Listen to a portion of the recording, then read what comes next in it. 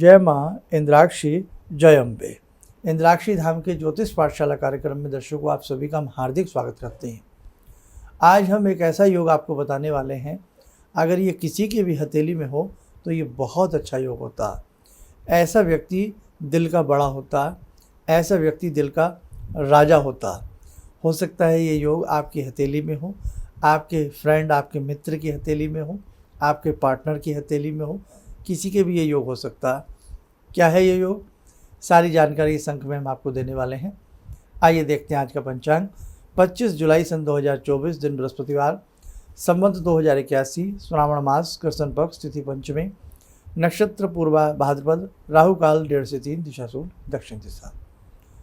नाना भांति के योग व्यक्ति की ही हथेली में होते हैं और संसार में सभी का मन, सभी की सोच, सभी का रहन सहन एक सा नहीं हो सकता, सबका भाग्य एक सा नहीं हो सकता। तो हाथ की ये रेखाएं सबकी अलग अलग होती हैं। देखने में भले ही आपको एक सी लगें, लेकिन सबकी अलग अलग होती हैं, इसीलिए सबकी किस्मत भी अलग अलग होती है।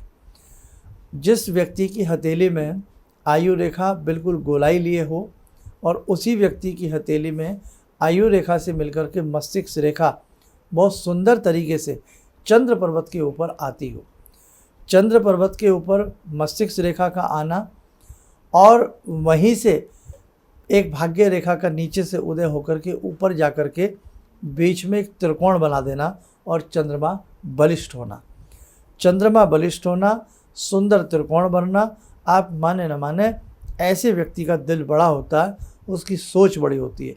अब आइए आपको स्क्रीन के माध्यम से समझाते हैं। आप देखें, गोलाई लिए हुए ये आपकी आयु रेखा नीचे तक आ गई। इसी आयु रेखा के टॉप से सटी हुई एक रेखा, ये मानसल चंद्रमा है, गुदगुदा चंद्रमा हो, यहाँ तक चंद्रमा तक ये रेखा अपना स्थान ले लेती है। इसको हम मेधा रेखा, मस्तिष्क रेखा कहते हैं। अब एक नीचे से रेखा ऊपर की तरफ को चलती है, इसे हम भाग्य रेखा कहते हैं। भाग्य रेखा, आपकी आयु रेखा और आपकी ये मस्तिष्क रेखा, तीनों रेखाओं के मिलन से अंदर बनता है एक त्रिकोण। ये त्रिकोण अमूमन सबके हाथ में होता भी है और नहीं भी होता, लेकिन इस त्रिकोण में एक बात ध्यान रखें, ये त्रिकोण कहीं से खुला हुआ ना हो, खुला हुआ ना हो, ये बात ध्यान रखें। अब खुला हुआ कैसे हो सकता है कि जहाँ आयु और मस्तिष्क रेखा मिल रही है वहाँ से खुला हुआ ना हो। जहाँ आपकी नीचे से ये आपकी शनि रेखा, जिसे हम ब्लैक लाइन कहते हैं, शनि रेखा और आयु रेखा आपस में टकरा रही हो, वहाँ से खुला हुआ ना हो। खुला हुआ ना हो, स्पष्ट त्रिकोण बनता हो और चंद्रमा मानसल अवस्था में हो, गुदगुदी अवस्था में चंद्रमा बने हों, तो ऐसी व्यक्ति की सोच मीठी होती है, हृदय से ऐसा व्यक्ति भावुक होता है। और एक चीज़ और जान लें, आपकी हथेली बिल्कुल सपाट नहीं होनी चाहिए। ऐसी स्थिति में बिल्कुल सपाट हथेली नहीं होनी चाहिए।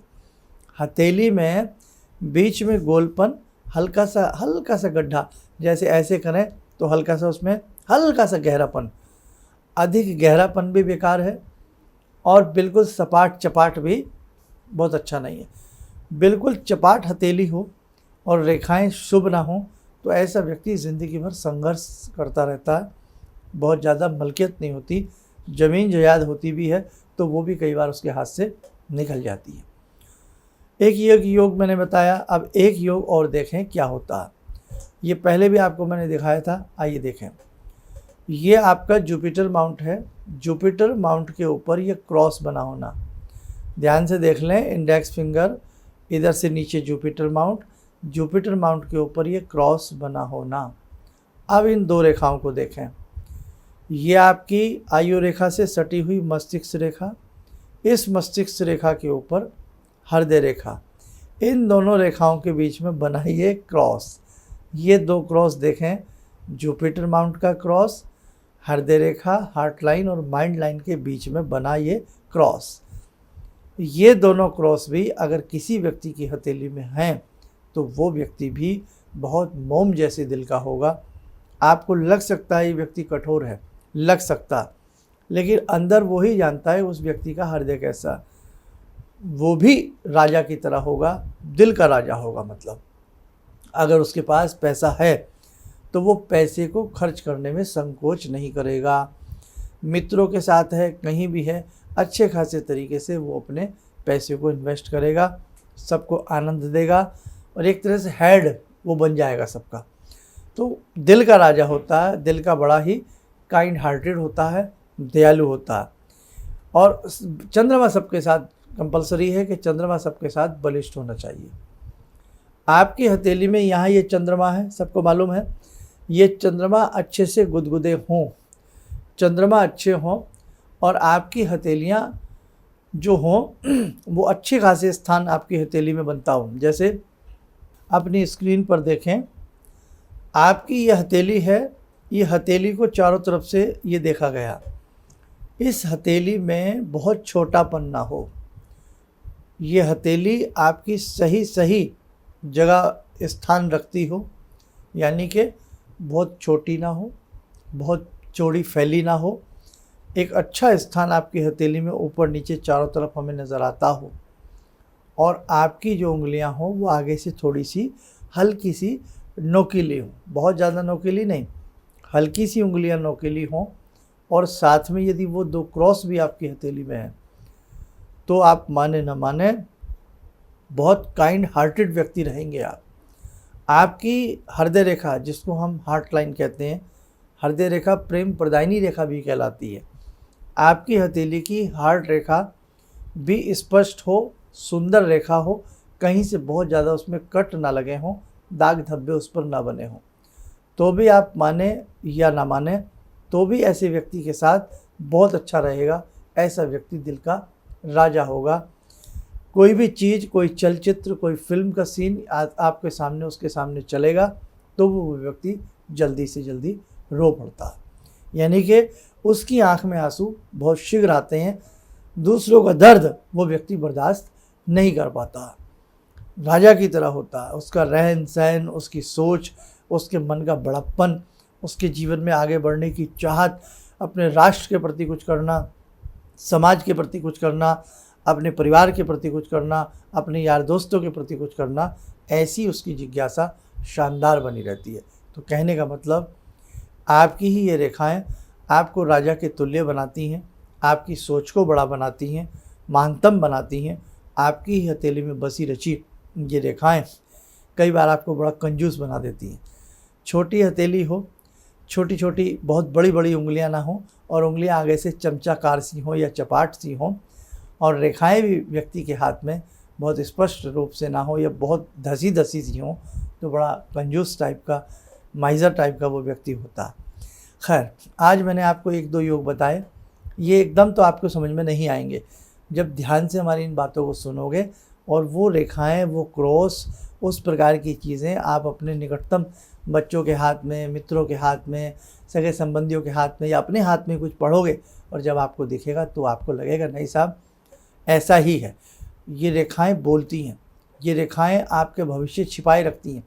तो इसीलिए कहा गया है, जिन जातकों की जन्म पत्रिका ना बनी हो, डेट ऑफ बर्थ में कन्फ्यूज़न हो, समय में कन्फ्यूज़न हो, तो आप किसी भी जीवन के क्षेत्र में यदि समस्या से गिरें तो आप किसी मर्मज्ञ को अपने हाथ की रेखाएं दिखाएं तो आपकी बहुत सारी समस्याएं सोल्व हो सकती हैं। तो आज हमने ये चीज़ बताई, इसके अभी कई पार्ट बनाए जा सकते हैं। इसके करीब करीब मेरे हिसाब से अभी 25-30 योग और बचे हैं जो ये बयां करते हैं कि ये व्यक्ति बड़े हृदय का है, ये व्यक्ति बढ़िया सोच रखता है, ये व्यक्ति पैसे को पैसा ना समझ करके जहाँ इसको खर्च करना चाहिए वहाँ इसको ये खर्च कर देता है। आइए, समय हो चला आज की ध्यान साधना का। जुड़ते हैं आज की ध्यान साधना में भगवान श्री कृष्ण से। ॐ करारविन्दे न पदारविन्दं मुखारविन्दे विनिवेशयन्तं वटस्य पत्रस्य पुटे शयनं बालामुकुन्दं मनसा स्मरामि बालामुकुन्दं मनसा स्मरामि कस्तूरीतिलकं ललाटपटले वक्षस्थले कौस्तुभं नासाग्रे वरमौक्तिकं करतले वेणुकरे कङ्कणं सर्वांगे हरिचंदनं सुललितं कंठे च मुक्तावले गोपास्ति परिवेष्टितो विजयते गोपालचूडामणि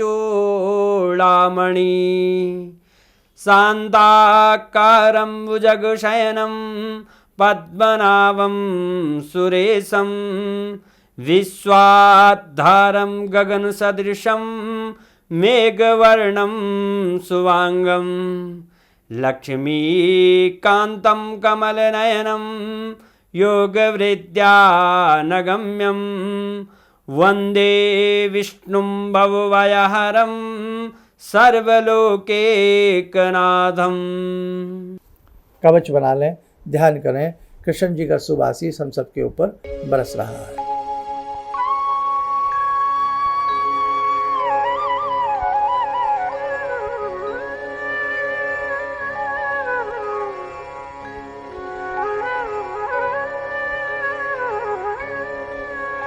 ओम बोलते हुए नेत्र खोलें, सामान्य हो जाए। देखो साधकों, सावन का महीना चल रहा है और ये बहुत ही शुभ है। जितना आपसे अपनी भक्ति भाव बन पड़े उसको अच्छे से करिएगा। आपका जीवन, आपकी भक्ति भी बहुत शानदार बना देती है। जो साधक अपने घर के ही पूजा कक्ष में बैठकर अच्छे से भगवती को भजते हैं, अच्छे से साधना करते हैं, एक वो दिन आता है उसकी टेढ़ी आड़ी तिरछी रेखाएं भी सीधी हो जाती हैं और उसकी हथेली को शानदार बल मिलता है, उसका जीवन शानदार बन जाता है।